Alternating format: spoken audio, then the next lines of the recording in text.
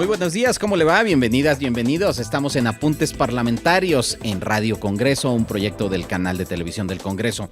Como ustedes saben, Apuntes Parlamentarios es un espacio para la reflexión, el análisis, hacer un poco de pedagogía parlamentaria, entender mejor lo que sucede en las actividades del día a día del canal del Congreso de la Unión, en las cámaras del Congreso de la Unión, pero alejarnos un poquito de la coyuntura para tratar de comprender mejor la vida institucional.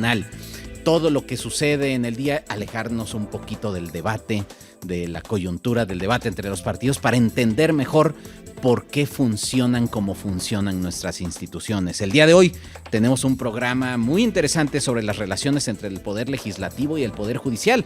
Entender mejor a nuestro Poder Judicial y por qué es tan importante para nuestra democracia, por qué es tan importante defender la autonomía del Poder Judicial, de las instituciones judiciales y también la autonomía respecto del Poder Legislativo y del Ejecutivo, por supuesto. El día de hoy vamos a tener como invitados a la doctora Silvia Inclán del Instituto de Investigaciones Sociales de la UNAM y al doctor Roberto Niembro, constitucionalista y especialista también del Poder Judicial. Bienvenidas y bienvenidos. Estamos en Apuntes Parlamentarios. Hora de praxis. Apuntes Parlamentarios.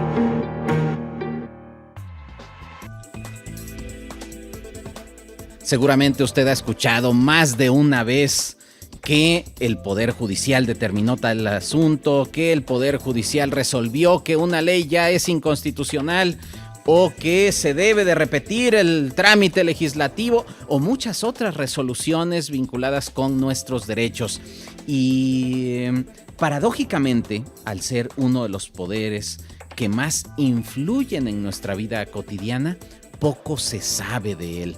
Y eso pues es un enigma. Vamos a tratar de entenderlo con nuestras personalidades invitadas el día de hoy, porque pareciera como que el Poder Judicial ha sido durante muchos años un poder que trabaja tras bambalinas, casi en secrecía, y hoy más que nunca es importante pues para defender obviamente nuestros derechos, para garantizar nuestras libertades, y para eso hemos invitado a la doctora Silvia Inclán Oseguera. Ella es doctora en Ciencia Política por la Universidad de Boston, es investigadora del Instituto de Investigaciones Sociales de la UNAM, es profesora y tutora del posgrado en Ciencias Políticas y Sociales, ha sido miembro de distintas asociaciones académicas, internacionales y nacionales, y bueno, ha trabajado los temas de la independencia judicial, de derechos humanos durante muchísimos años. Silvia Inclán, bienvenida a Apuntes Parlamentarios. Muchas gracias. También tenemos como invitado este día a Roberto Niembro, quien es también un académico, doctor en Derecho por la Universidad Complutense de Madrid.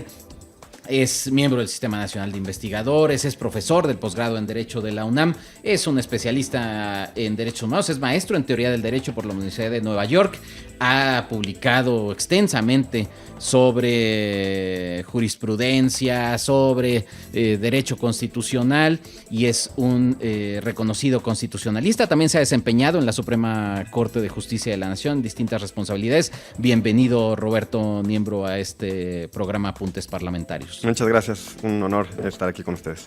Bien, pues arranquemos con esta, para comprender mejor lo que sucede en las relaciones entre el legislativo y el judicial. Por lo regular siempre hablamos de las relaciones entre el ejecutivo y el legislativo, ¿no?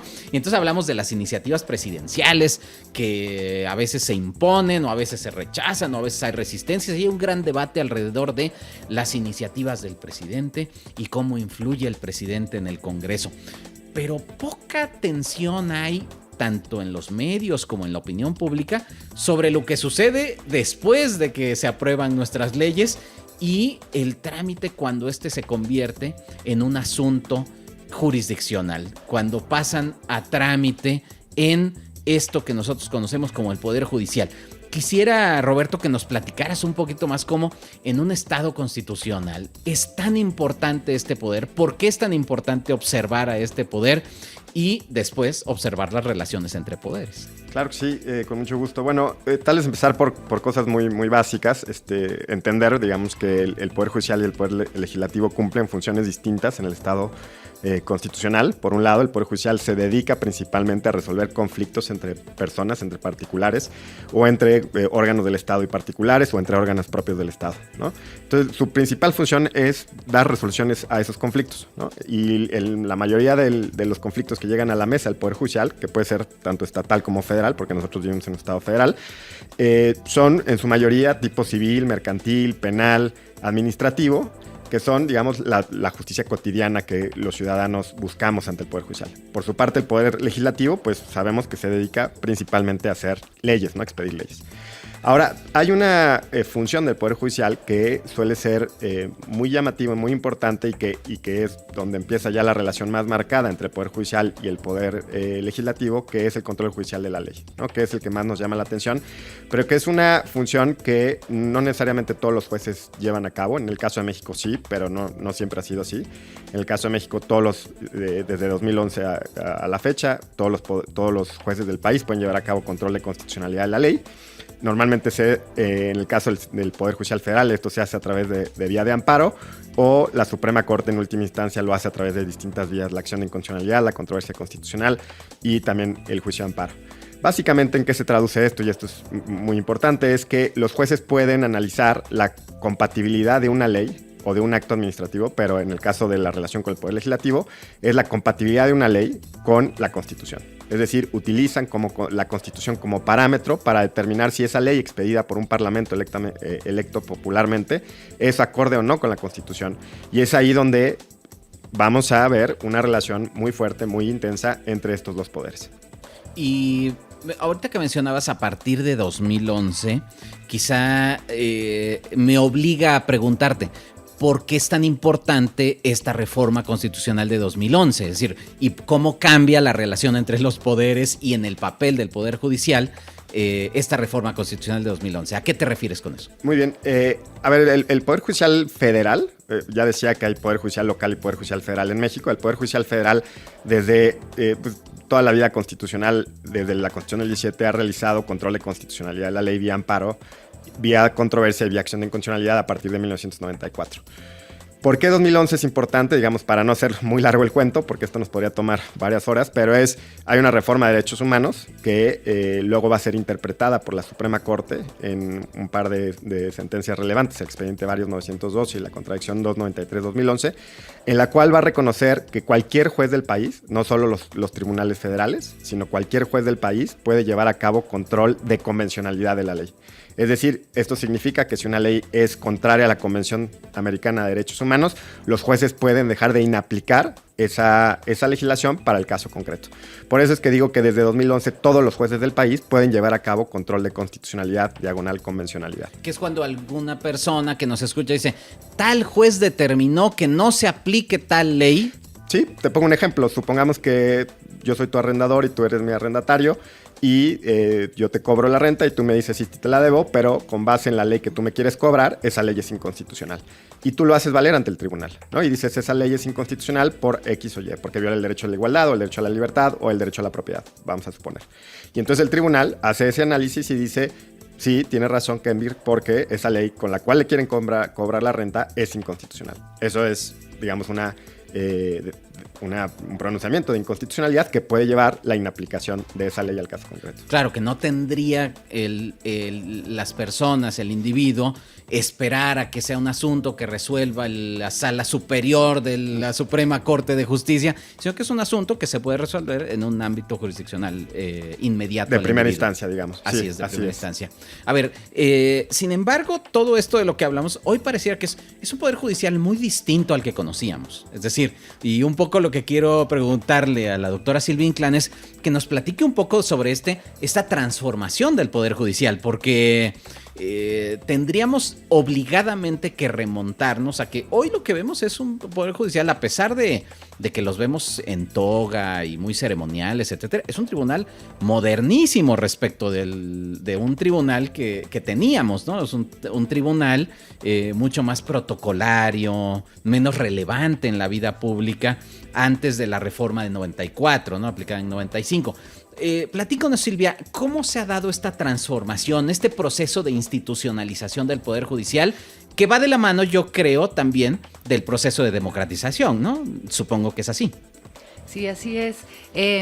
Se cumplen en 2024, se van a cumplir 30 años de la reforma judicial del 94, que, bueno, pues tuvo ciertas motivaciones o razonamientos políticos, ¿no? Uno siempre piensa en las innovaciones que se hicieron en cuestiones constitucionales y de derecho, pero tienen detrás una motivación política, y esa tiene que ver con el proceso de democratización, ¿no?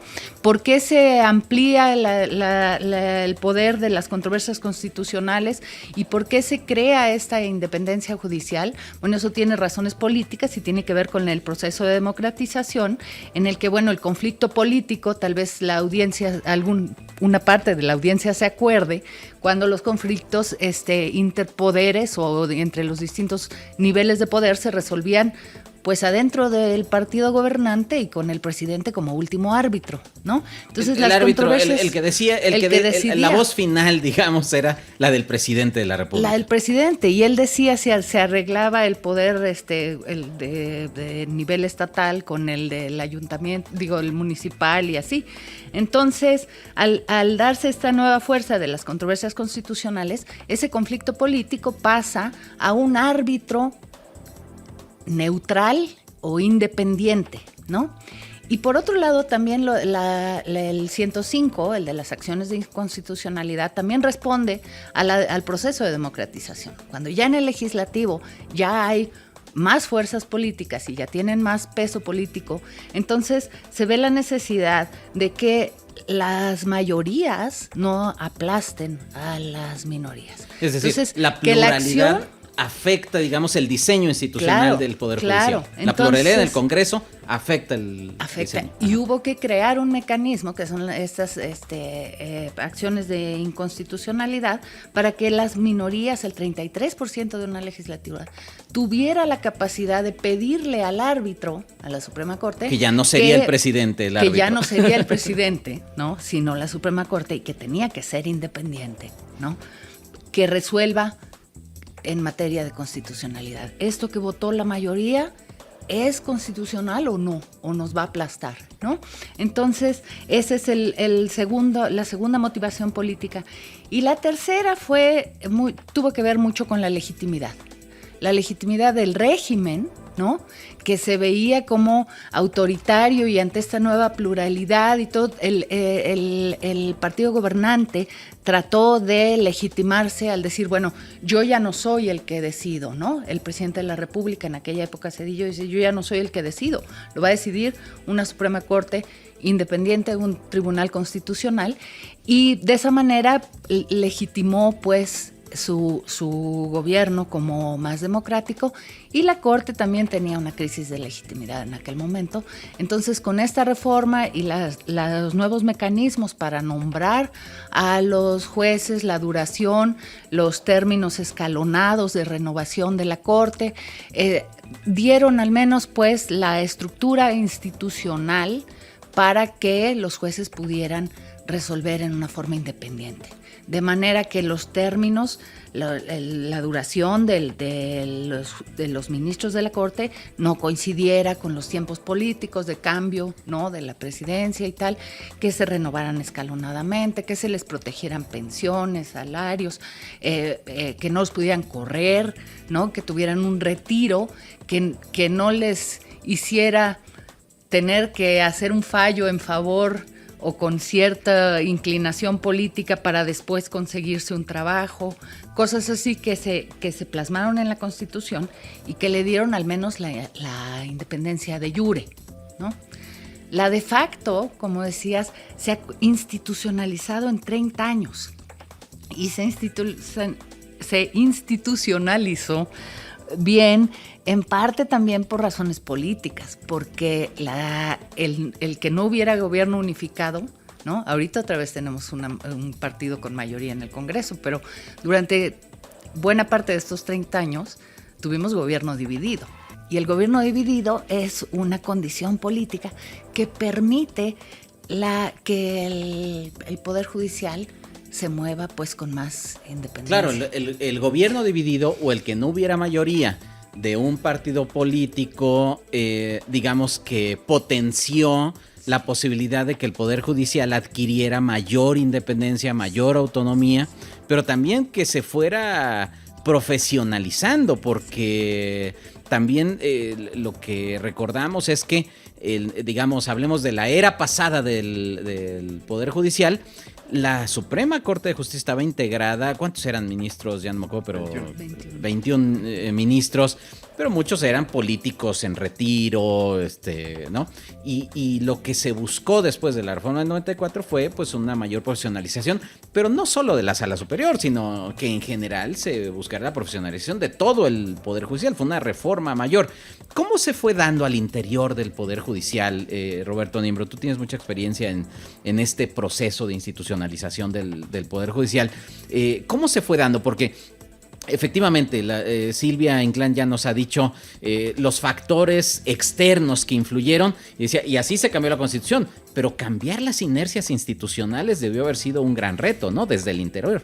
A ver, yo creo que retomando lo que decía Silvia y lo que decías también, es la reforma del 94 también crea el Consejo de la Judicatura Federal, claro, que es un órgano importantísimo dentro del Poder Judicial, que gobierna el Poder Judicial, que está conformado por 7 integrantes y que entre ellos el presidente o la presidenta de la Suprema Corte Judicial de la Nación, en el caso actual, y por otros 6 integrantes, ¿no? Este consejo, que existe en muchos países del mundo, tiene como fin vigilar, disciplinar y encargarse de la profesionalización del Poder Judicial Federal.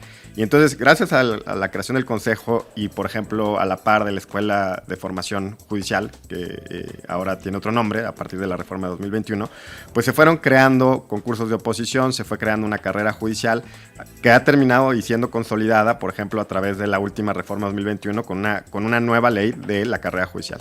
¿Esto qué significa? Pues que el Poder Judicial y, digamos, el camino dentro del Poder Judicial, pues ya no es por contentillo, digamos, o por compadrazgos o por amistades, sino que va con base en el mérito, ¿no? Digamos, con todo lo que eso puede ponerse entre comillas, porque sabemos que en sociedades desiguales como las nuestras el mérito pues se obtiene de muchas... Es relativo, ¿no? Pero, bueno, asumiendo que hay mérito, por ejemplo, en los estudios profesionales, en la capacitación, en la profesionalización, pues eso se evalúa a través de mecanismos imparciales, independientes, creados por este tipo de institutos, ¿no? Que fueron creados a la par del Consejo de la Judicatura Federal. Entonces yo creo que ahí hay un punto fundamental.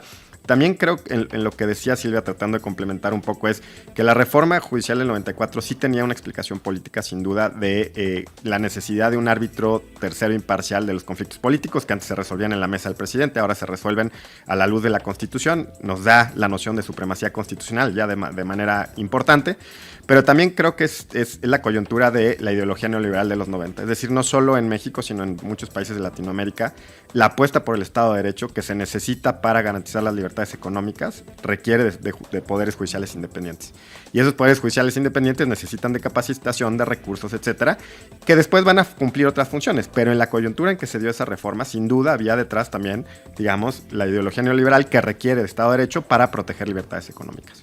Ahora, cuando hablamos de la independencia judicial como una virtud para garantizar pues esta noción, por ejemplo, de los frenos y contrapesos, es decir, el Poder Judicial, ¿cómo va a frenar decisiones del legislativo o resolver en contra de un decreto del Ejecutivo, etcétera? Pues solo lo puede hacer en la medida en que sea independiente, sea un poder independiente frente a los otros poderes. Ahora, la independencia no puede ser solamente legal, como decía Silvia, de jure, tiene que ser de facto, y para tener esa autonomía también tendría que tener capacidad técnica, porque no basta con que tengan la voluntad política para resolver, pues, sino que tienen que tener especialistas, personal especializado, y a eso es a lo que se refiere el doctor Roberto Niembro, de decir, bueno, la Suprema Corte es una cosa y el Poder Judicial es algo mucho más que la Suprema Corte, en el cual la Suprema Corte es muy importante, pero es, claro,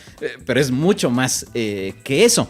¿Cómo se ha podido garantizar esta posibilidad? Hablábamos ya, por ejemplo, del proceso de designación de los jueces constitucionales o de los ministros de la Suprema Corte. Y hay por ahí alguna discusión pero entonces, ¿qué es mejor? Esa capacidad técnica, ¿no sería mejor, por ejemplo, elegir directamente a los ministros de la Suprema Corte o a los jueces? Es decir, es un tema más allá de la coyuntura. Es decir, es un tema que teóricamente es interesante, ¿no? Es decir, ¿por qué no podrían elegirse? Es decir, ¿cuáles serían las consecuencias de eso y cómo afectaría las relaciones entre los poderes? Bueno, sí, lo quieres ver fuera del contexto actual, pero en el contexto actual hay muchas voces que están llamando a decir por qué esos van a decidir por encima de lo que dijo la mayoría en el Congreso, claro, ¿no? Si ahí está representada la soberanía, y hay en el mundo, no solo en México. Aquí ha habido como unos pequeños destellos de gente que arguye, inclusive que presenta una iniciativa de reducir el poder de revisión constitucional de la Corte o de nombrar a los ministros por votación, ¿no?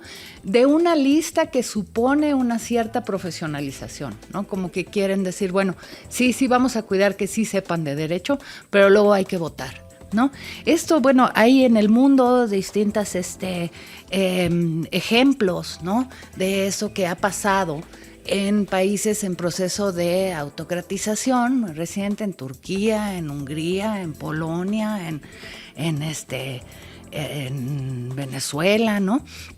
Y detrás hay esta idea de que los jueces no son tan democráticos como es el Congreso, porque no son electos, y entonces deberían y esto que se llama constitucionalismo popular o populista, arguye en favor de que el Poder Judicial, el Estado de Derecho, inclusive la ley, deben responder a la voluntad de las mayorías, ¿no? Y entonces hay que hacer un poder de revisión constitucional suavizado o revisable por el Poder Legislativo, o incluso quitarlo, ¿no?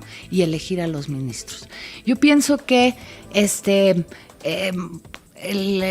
tenemos que cuidar que, si lo pensamos en términos de fútbol, el árbitro no puede ser electo por la porra que tenga más gente en el estadio, ¿no?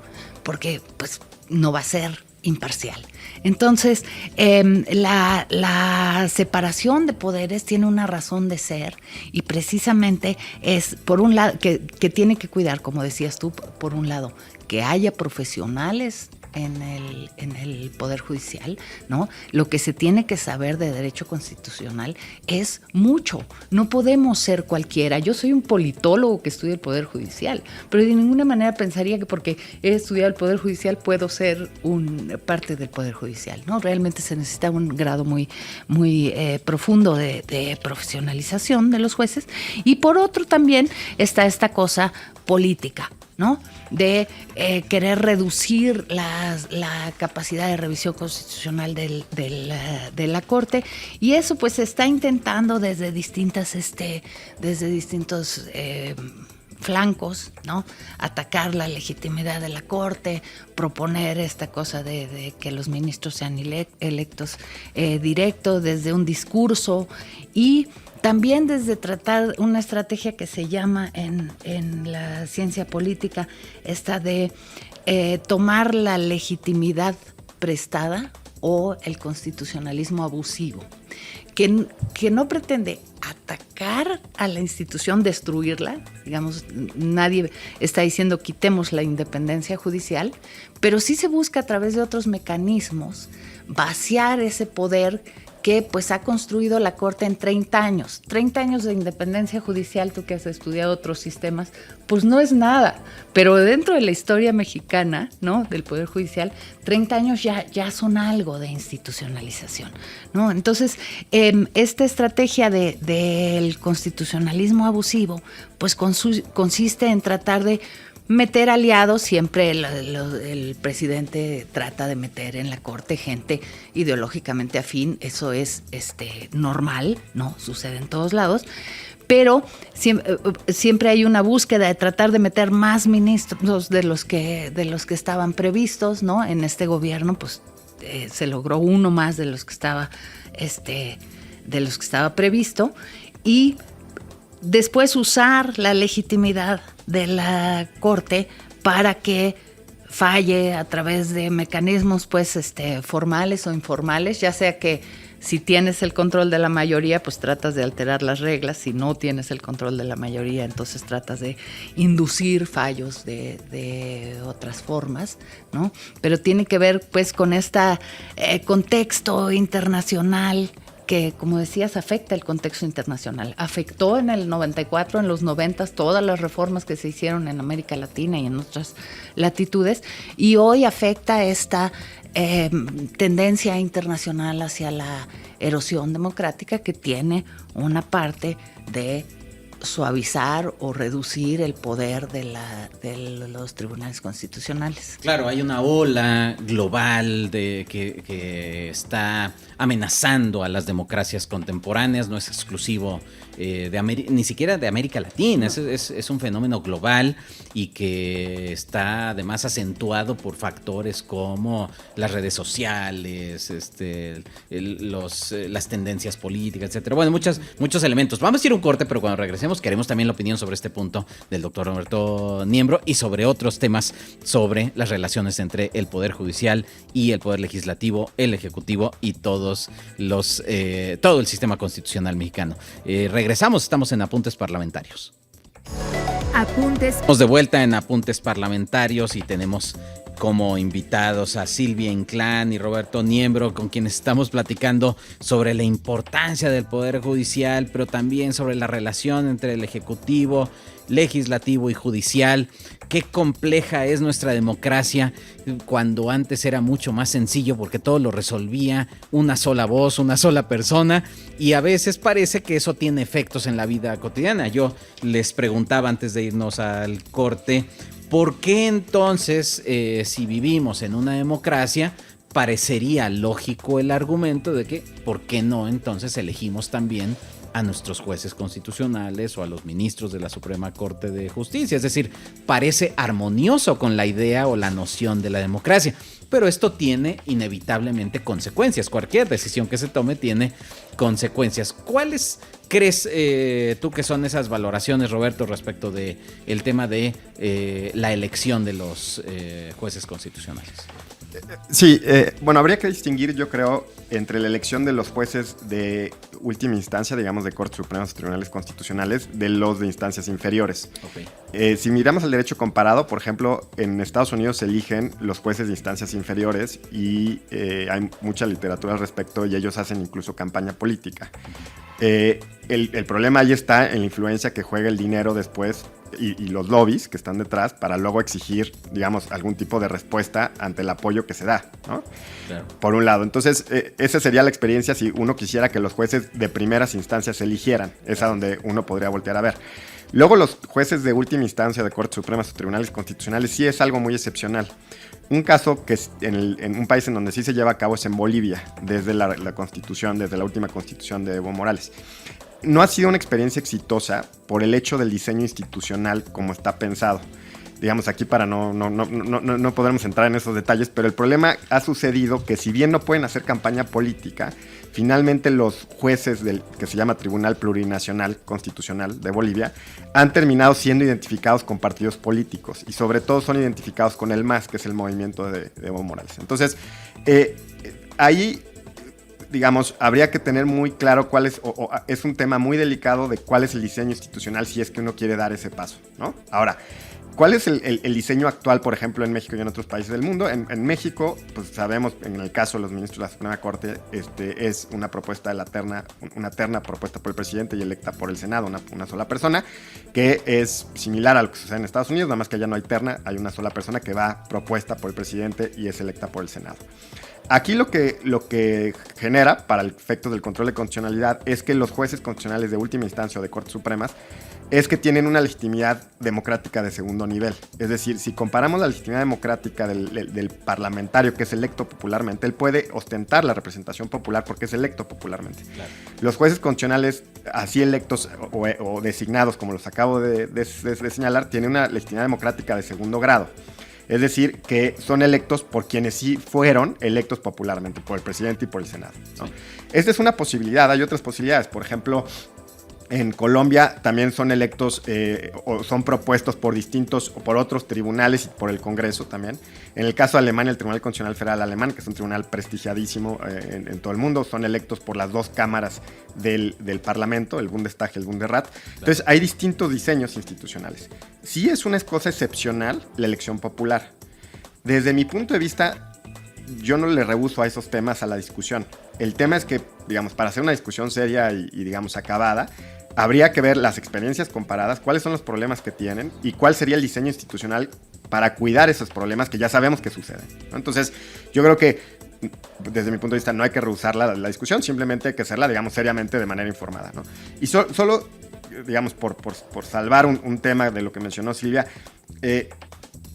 ella mencionaba el constitucionalismo popular, el constitucionalismo populista. Yo ahí sí quisiera, digamos, salvar el constitucionalismo popular. Yo he defendido el constitucionalismo popular como académico y el constitucionalismo popular pues no propone la elección de jueces, propone otro tipo de mecanismos y de interpretación constitucional popular. Creo que el populismo sí puede proponer eso, pero aun cuando sea el populismo o no, cualquier corriente del constitucionalismo la que proponga la elección popular de los jueces, yo creo que hay que entrarle, simplemente creo que hay que entrarle sabiendo y conociendo a detalle lo que ha sucedido en otros países para no empezar de cero, porque pues no estamos empezando de cero en esta discusión, ¿no? Claro, porque cuando decimos, yo estoy totalmente de acuerdo contigo, yo creo que no tiene que haber temas vedados, creo que en una democracia lo que tendría que haber es información y deliberación sobre cualquier asunto y no aparentar como que hay discusión para terminar imponiendo una visión sin que necesariamente haya habido discusión. Lo que pasa es que justo ese es uno de los temas que está vinculado con los temas y las causas que están ahora en la cancha de la Suprema Corte de Justicia, por ejemplo, con las acciones de inconstitucionalidad y las controversias constitucionales, que por cierto quería yo preguntarles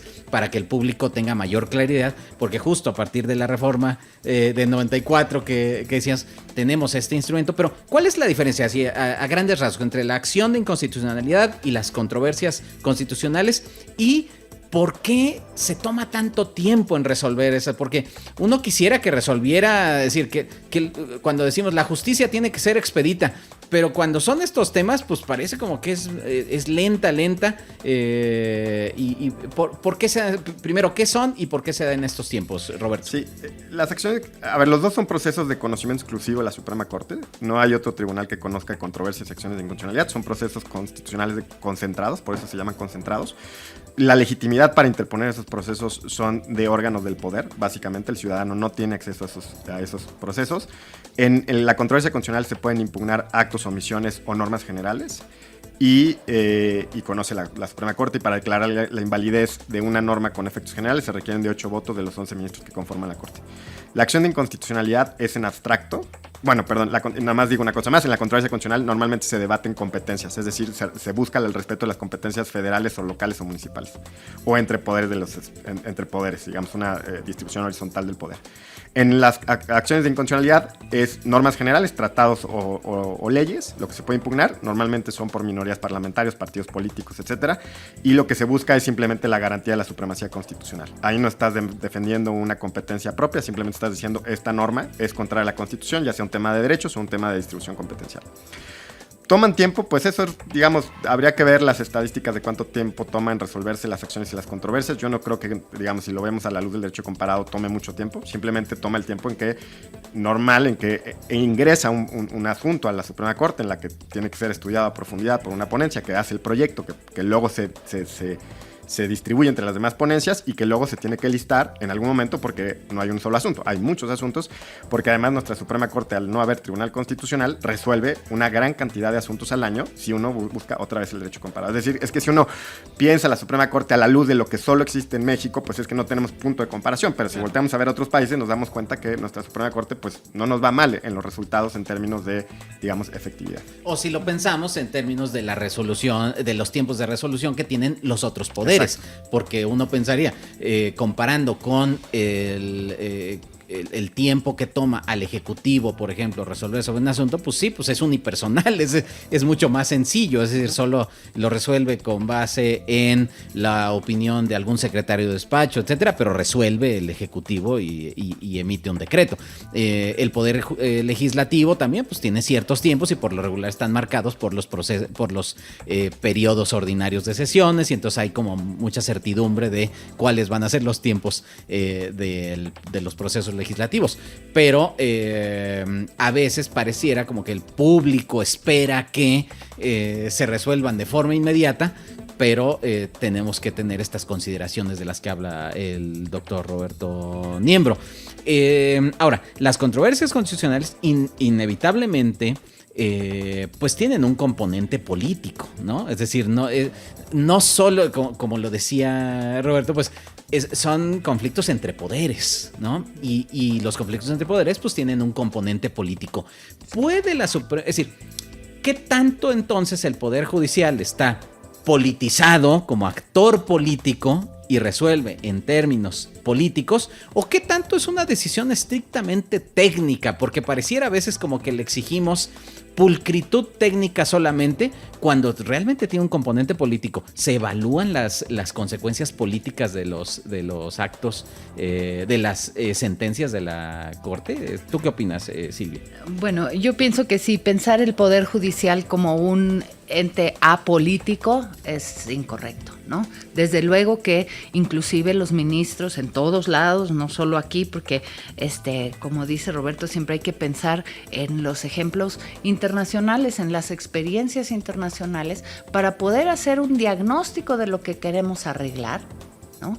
Y luego hacer una propuesta que se acorde, que haya funcionado en otros lados, para el cual y luego ya ver el contexto doméstico para ver si aquí funcionaría, ¿no? Pero sí, desde luego, inclusive los fallos, los votos de los ministros tienen un componente político y cada ministro tiene una ideología también. Y eso no es un problema siempre y cuando haya una norma y unos procedimientos para que esas cosas se balanceen, ¿no? Y haya unas seguridades para que ellos se puedan mover, sí, con su orientación política o con su ideología política, pero dentro de un marco que sí atienda a la Constitución y a las leyes. Entonces, yo creo que sí se ve afectado por el contexto político, por las presiones políticas, los ministros, por eso se cuestiona mucho que si ganan demasiado, que si lo que ganan también es una protección a la independencia y a la presión política, ¿no? Y si los mecanismos para que no puedan ser removidos también cuidan esas cosas, porque la presión política del contexto es terrible, ¿no? Es lo que hemos visto en días pasados de las manifestaciones en frente de la Suprema Corte contra la ministra, presidenta. Es la presión que tienen los ministros política es muy, muy grande, ¿no? Entonces, en sus fallos, pues también se refleja ahora en estos conflictos de las controversias constitucionales, que a veces son enfrentamientos de poder entre estados o entre niveles de gobierno, pues obviamente que la presión política también es altísima.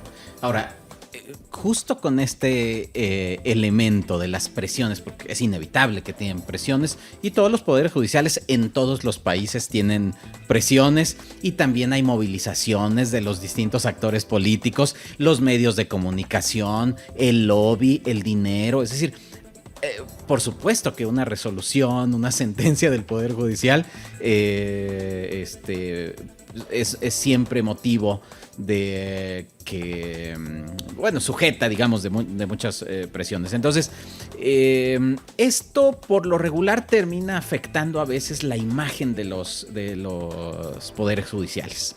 Y quería yo, digamos, antes de que terminemos el programa, preguntarles, esto? Porque si nos vamos a la encuesta más reciente, se acaba de publicar la más reciente entrega del Latinobarómetro, encontramos que en 2023 solo el 48% de las personas encuestadas en América Latina apoya la democracia.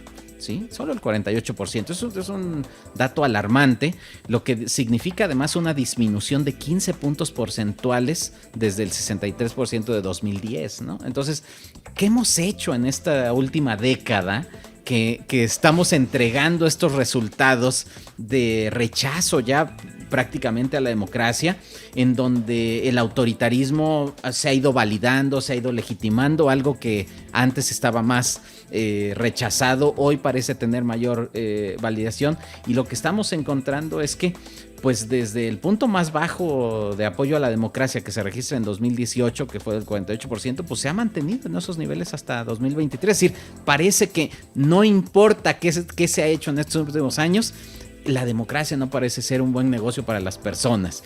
Y esto impacta a sus instituciones, y una institución fundamental es el Poder Judicial. ¿Qué tendríamos que hacer? Primero, para mejorar la opinión pública sobre el Poder Judicial y en general sobre las instituciones democráticas. ¿Hay solución o estamos en una espiral que no puede tener vuelta atrás? Roberto Niembro. Sí, a ver, yo creo que, separando, ¿no? La desconfianza sobre el sistema democrático, como dices, creo que es alarmante, pero digamos, esa es una perspectiva global, y luego ya empezar la confianza que la ciudadanía tiene sobre cada uno de los poderes, ¿no? Okay. Enfocándonos en el Poder Judicial, pues creo que es muy relevante que el Poder Judicial como tal, digamos, tenga una legitimidad sociológica, se le llama, ¿no? ¿Por qué? Porque el Poder Judicial, y así fue diseñado desde los orígenes, no tiene ni el poder económico ni la fuerza, ¿no? No tiene el ejército y no tiene el presupuesto, ¿no? Y ya lo decía Hamilton en El Federalista, digamos, para no ponernos muy académicos, pero decía es el poder más débil de los tres poderes, precisamente porque no puede, pues no tiene la lana ni tiene la fuerza pública, ¿no? Entonces, de ahí la importancia de que el Poder Judicial tenga una legitimidad sociológica construida a través de otros mecanismos, ¿no? Y hay distintos mecanismos, hay muchos mecanismos, ¿no? Uno es iniciando por ser un poder judicial independiente, ¿no? Porque la gente no confiaría en que le resuelva sus conflictos, y esa es la principal función del Poder Judicial, alguien que sabemos que de entrada ya está a favor de una de las partes. Eso no abonaría, digamos, en su legitimidad social. Pero bueno, los poderes judiciales en los últimos años han abonado por otro tipo de cercanía que antes se veía mal. Tradicionalmente se veía mal que los poderes judiciales salieran a buscar a la gente para explicarles qué hacen, cuál es su función, cómo es que les beneficia en su vida cotidiana.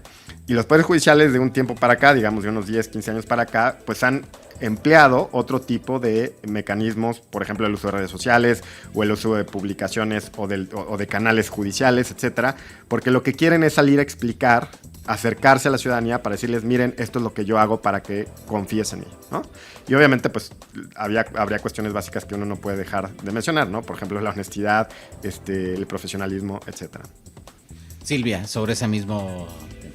Sí, sobre la legitimidad del Poder Judicial, digo, ya no voy a ir a la de la democracia, que es tristísima que esté cayendo, pero la legitimidad del Poder Judicial mexicano ha aumentado, pues, su credibilidad también societal, ha aumentado mucho en los últimos 30 años a punta de, pues, por un lado, la independencia y los fallos, ¿no? Que tienen que ver mucho con esto. Por otra parte, el abrirse al público.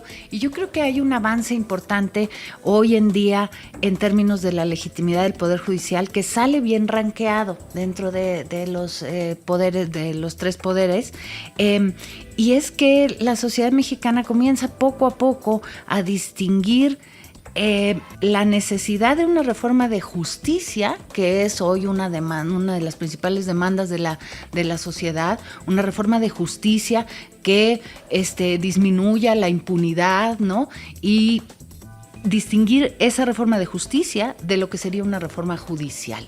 La demanda societal hoy en México no es que los ministros sean electos en forma por votación, ni que se les disminuya el poder de revisión constitucional. La demanda societal es por unos procedimientos de procuración de justicia más efectivos, ¿no? Esta cifra negra de todos los delitos que no se denuncian, que luego después un porcentaje menor llega a la justicia, que todo eso no tiene que ver con la independencia y el profesionalismo de los jueces, tiene que ver con los ministerios públicos, con la falta de protección a las víctimas, con el proceso de una denuncia, con el seguimiento, la investigación, hasta que llegue a un proceso de justicia. Y creo que hoy la sociedad mexicana empieza a distinguir, puede marchar en favor de la seguridad y contra los feminicidios y contra la impunidad, pero también puede marchar en defensa de la Suprema Corte.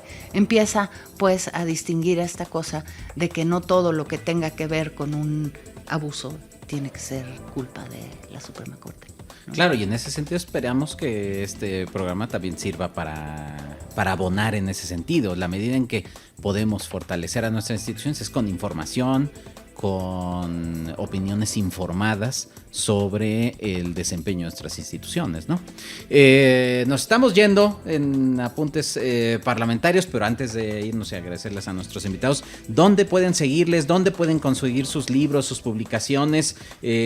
Roberto Niembro, te podemos seguir. Eres también un profesor en el Twitter. Bueno, no sé si ahora se siga diciendo Twitter o X. X, ahora es X. Pero también aprendemos mucho con tus tweets, porque nos enseñas, incluso indirectamente hasta les dices, si van a presentar una controversia, preséntenla con estos elementos, aprendan a hacer controversias, señores. No me atrevería a decir eso, ¿cómo crees?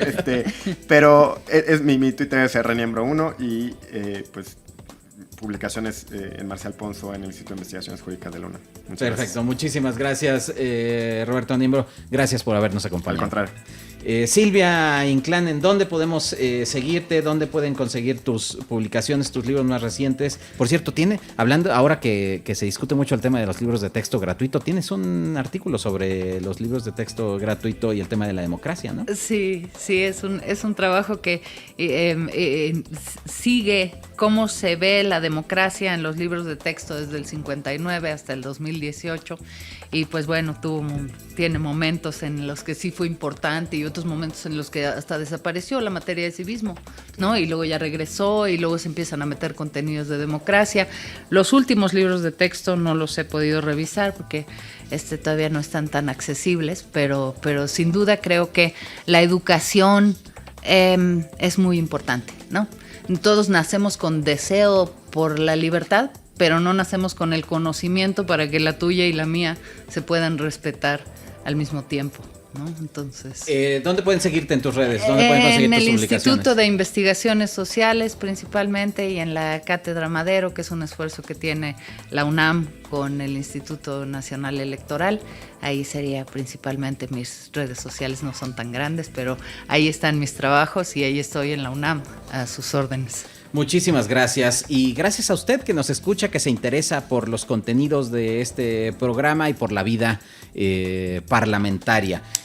Nos despedimos, yo soy Kenvir Puente, le agradecemos en la producción a Lulú Ruiz, en la operación a Sergio Vargas, a todo el equipo de Radio Congreso. Nos vemos la próxima.